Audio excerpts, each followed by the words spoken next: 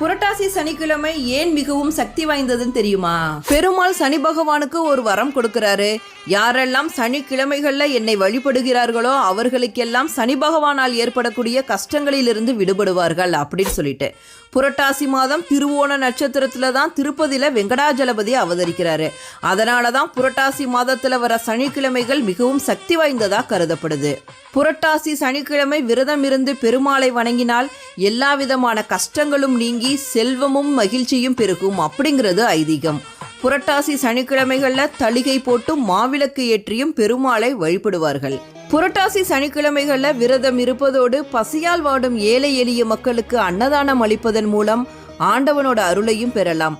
அன்னத்தின் அருமையை அறிந்து கொள்ளதானே விரதங்கள் அனுஷ்டிக்கப்படுகின்றன.